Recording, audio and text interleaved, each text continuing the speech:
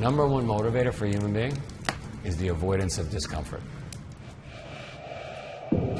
Last year, over 1 million new businesses started in America. By the end of this year, 90% of them will fail. You wanted to quit? A few times. But I believe there's not only a way to help companies survive, we will get through this, I promise. I hope so. But thrive. I'm Joe De Sena. I became a self-made millionaire with a pool cleaning business while I was in college. I then went on to Wall Street where I started my own trading firm. And in 2010, I created Spartan, a challenge that tests people physically and mentally. Spartan is in 45 countries and has changed millions of lives. I believe doing hard things breeds success. I now take that Spartan mentality and transform businesses. You want to be in the cleaning business, you got to get dirty. Everyone from Fortune 100 companies to the military come here to the farm. 700 acres of hell to confront their core issues head on. If we can't fulfill the orders that we get, then we can't grow as a company. My team and I are committed to helping them overcome their hurdles. The emotional weight of obstacles takes its toll. I identify their business problems. $3 million on the line. You forgot the order. Okay. I should have communicated a bit more instead of just yelling at you. And create punishing tasks. And this boat is loaded with holes. Whoa, whoa, whoa! Specifically designed to tackle the obstacles standing in their way. This drum, it represents your business. If they listen, We leave nobody behind in business. and push themselves past their limits, they'll leave transformed with a fresh mindset and ready to grow their business when they get back home. I feel like we have some really great tools to go back to New York. But if they aren't committed to change, No speaking. It's all about communication. Let them communicate. their business could fail. It just gets me emotionally. I'm the person you called for help. Today I'm visiting Juice Press, a chain of plant-based convenience stores primarily located in New York and Boston. Michael and Erica Karsh bought the company a decade ago. And in that time, they've expanded it to 88 stores. But their dream is to hit 800 stores and eventually go public. When I was 40, I went to the doctor. I found out they had way too much plaque in my arteries for somebody my age. I decided to dramatically change my diet. And now with Juice Press, I try to help others do the same. The problem is, Michael and Erica have been personally funding operations since the pandemic began. The juice market is a $5 billion industry, but the health and wellness market is a $100 billion industry. There's a lot of competition out there, but if we do things right, we could be this generation's version of 7-Eleven.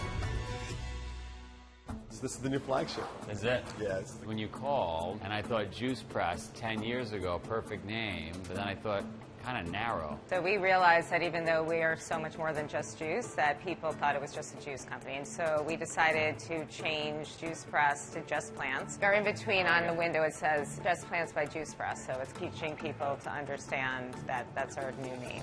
We've been on a journey of progressing from the cold pressed juice through the smoothies into soups and then some snacks, but COVID really forced us to test the boundaries of what our customers would be interested in buying from us. When that happened, all of our stores shut. We had to figure out what to do, otherwise we would have been out of business. We launched an online supermarket. And then right away, did orders start coming in? People were like, oh, you'll deliver to my Yeah, it was house. unbelievable. We Yes, emailed we our have, customers. we have 180,000 emails of our existing customers. So we just sent to our customers just like, hey, now we have this organic supermarket. Went from 0 to 500 orders in one day. Wow. With an average order of $100. Within the first year, we did 70,000 deliveries, basically, of supermarket. That's great that they were able to innovate and add an online market to their business. Before the pandemic hit, they were generating $60 million in annual revenue. Their brick and mortar stores have to deliver. No one's ever really scaled this type of concept. No one's ever done it effectively. But we are definitely struggling with front of house team members. We have a hierarchy of skills that we need to figure out. So no matter what, smoothies. Smoothies need to be made right. If you mess up the smoothie, we're done. How often do you mess up smoothies? 5 to 8% of our smoothies could be messed up. You probably make 100,000 smoothies a year? No, we make 1.5 million smoothies a year. 1.5 million smoothies a year. Yeah. So 8% is significant, right? You're talking about whatever, 100,000 smoothies. That's wrong. Get screwed up. Right. Whose fault is it? It's ultimately the fault of corporate. It's always our fault because that means we didn't train right. Juice Press could have the best products in the world, but if their front-of-the-house staff are not trained properly, that can lead to bad word of mouth and ultimately hinder their desire for expansion. Ariana, the company's chief nutritionist, is constantly in the stores. She's doing quality control and getting customer feedback. One of the biggest challenges we have right now is that we are growing so fast. Where do we see Juice Press going, and how do we see ourselves getting there? It'd be okay if I could do a couple. Yeah, I hear you want to learn to make a smoothie. Brian here can help you out. He's one of our pro smoothie makers. Brian, can you help Joe with learning how to make I will blue definitely magic? do that. Being in front of house worker, I'm the first person people see. You know, being that Michael and Erica Posh is not actually physical in stores, I just hope they value everything that we do. All right, so now you're going to grab your beaker, and now you're going to give me 5 scoops of kali. All right. What is this? Pumpkin butter. Takes a lot of work to be a pro smoothie maker. I'm sweating here. All right, let's see here. Now pour it in. The customer goes face-to-face with people like Brian every day. That is the front line. If they're not doing their job right, there's no business. That's the first issue. Michael has to realize the front-of-the-house staff is vital to this company's success. Pretty good. There are dozens of people behind the scenes that help keep Juice Press's shelves stocked. They're all led by the commissary director, Spencer.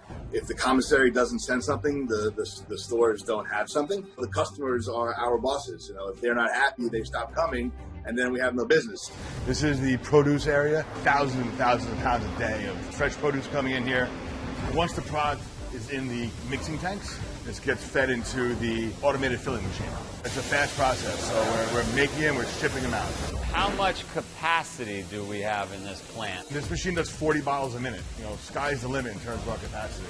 It's clear they're building the infrastructure to go bigger. They have no plans of stopping at 88 stores, but expansion like this, it exposes issues, and that's what I'm worried about. So what's going on with the business? I mean, is there stress points, friction points? Yeah, I mean, there's definitely friction. I mean, you know, Michael came from a financial background. I had 10 years at a salmon manufacturing company, so I understand what it takes to run a facility, and sometimes he needs that nudge to say, you're wrong on this, you know, let me show you how it's done. You don't necessarily have that experience, you know, you come from finance. It's gotta be a tough thing to tell your boss, like, hey, stand down. It's very hard. If Michael's ambition is to expand to 800 stores, it is mission critical that all his departments are aligned. It's one thing to have the idea of complete unification. It's another to have the entire organization synced up and rowing in the same direction. What's up? What's up, Peter? What's going on? Peter, heard about you. Nice to meet you. Michael and I have been together for about 8 years. We definitely bicker with each other, but we are in contact all day long, 7 days a week. So you're the COO. You're keeping the trains running on time, making sure the wheels don't fall off.